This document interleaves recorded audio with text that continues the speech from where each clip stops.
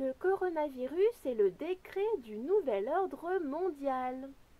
Un document partagé par le Rav Amnon Itchak de l'Organisation des Nations Unies nommé Nouvel ordre mondial, agenda ou plan des Nations Unies, c'est-à-dire enchaîné à un lobby global. Nouvel ordre mondial des Nations Unies entre les années 2021 et 2030.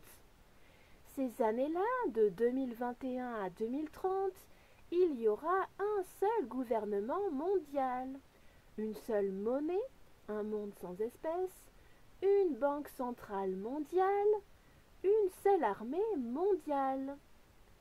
Ce sera la fin de toute souveraineté nationale, donc les pays ne devraient plus pouvoir décider pour eux-mêmes et pour leur peuple. Ce sera la fin de toute propriété privée, comme l'a annoncé Attali de nombreuses reprises. La fin de toute unité familiale, donc on ne pourra plus exister en tant que famille et parents proches ou éloignés selon la loi. Il y aura une dépopulation, on nous dit une dilution de la population. Il y aura un contrôle de la croissance démographique, c'est-à-dire des naissances, et de la densité de population, c'est-à-dire répartition sur la grille topographique des carrés d'unité de la surface de la Terre sous le nouvel ordre mondial. Les vaccins à métaux lourds, OGM et nanoparticules seront obligatoires. On aura une austérité salariale, un peu comme maintenant mais en 10 fois pire, alors c'est-à-dire le gel des salaires, avec en corrélation l'inflation galopante, le panier de la ménagère qui devient inaccessible, des grandes difficultés à se nourrir, à payer les factures et assurances, un vivotage, des personnes à la rue malheureusement et des morts en masse des SDF malheureusement aussi, un peu comme maintenant déjà, des mutations professionnelles plus fréquentes et qui dispatchent les membres d'une même famille aux quatre coins du pays, donc c'est une manipulation par ingénierie sociale. Ne pas voir ses proches pendant 3 à 5 ans s'apparente à une grande guerre traumatisante de près ou de loin. L'ascenseur social se bloque, apparition de désespoir et d'un certain fatalisme quant à la situation sociale globale, bien que s'il n'y avait pas une clique au pouvoir, eh bien tout irait que mieux, moins d'opposition politique, etc. Ensuite, implantation de micropuces pour l'achat de voyages notamment. Alors c'est écrit comme ça pour pas trop nous choquer, mais en réalité ce que ça veut dire c'est que tout déplacement du logement au travail sera pisté. Il faudra une autorisation peut-être pour sortir de chez soi. Puisque dans certains pays, sous forte crise économique, la nourriture elle-même est acheminée au travail directement, soit dans un magasin du rez-de-chaussée du bâtiment de l'entreprise, soit dans une bourse hebdomadaire de rationnement par camionnette. Donc c'est vraiment une compilation de ce qui existe un petit peu de ça de là dans le monde. Afin de suivre et contrôler le moindre de vos déplacements, et peut-être même vous interdire de parler à X ou Y pour des raisons politiques ou de bienséance. Mise en place aussi d'un système mondial de crédit social, c'est la note du citoyen comme en Chine.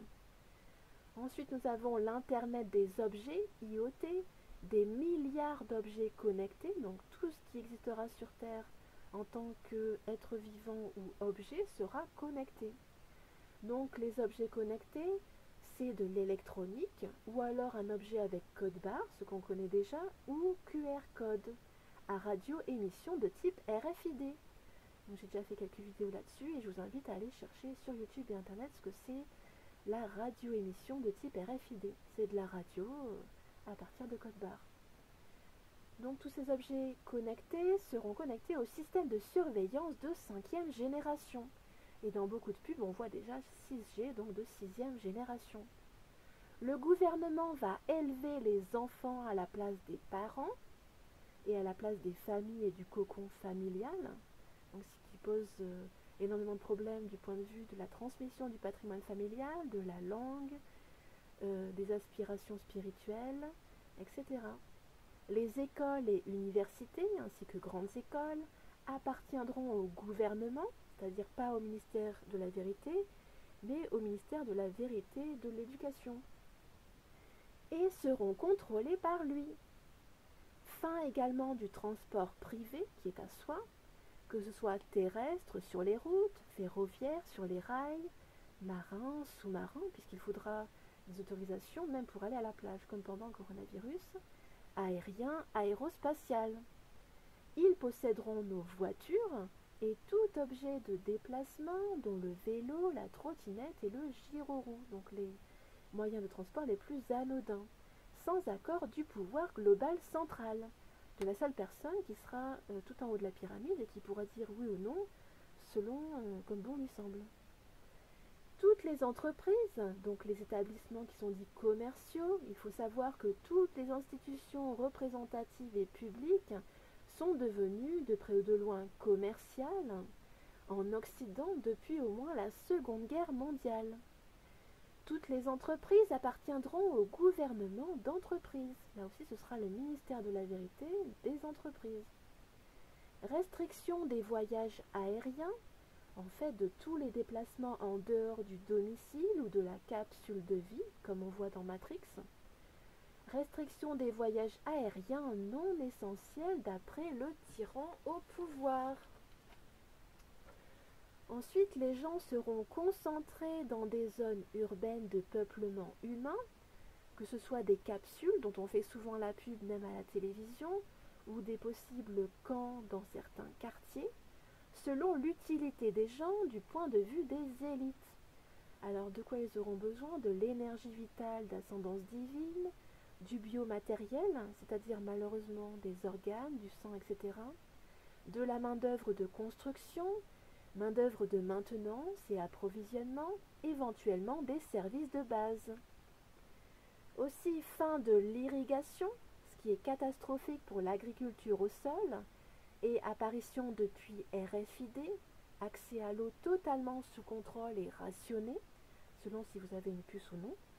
Déjà que l'accès aux plages était interdit sous dictature sanitaire du coronavirus, donc impossible même de s'approvisionner en eau et de la faire bouillir pour éventuellement dessaler et la boire s'il n'y avait plus d'eau dans les magasins. Fin des fermes privées, sous-entendu et du potager et des élevages en basse-cour ou extensifs dans les prés ou les montagnes. Fin du pâturage en pleine nature, du bétail, animaux d'élevage. La fin également des maisons familiales, nous dit-il, sous-entendu capables, donc des capsules individuelles de vie, comme dans Modern Odyssey, une vie entre quatre planches en quelque sorte. Et donc, fin des liens familiaux tels qu'on les connaît, de la filiation et de la solidarité intrafamiliale. Fin, malheureusement, c'est un gros risque, fin de transmission du patrimoine culturel, linguistique, des savoirs, des biens, etc. Utilisation limitée des terres, selon les décrets qui seront édictés les uns après les autres. Donc utilisation limitée des terres agricoles, industrielles, urbaines, même pour la vie, ou pour le déplacement, le transport, répondant au service des besoins humains.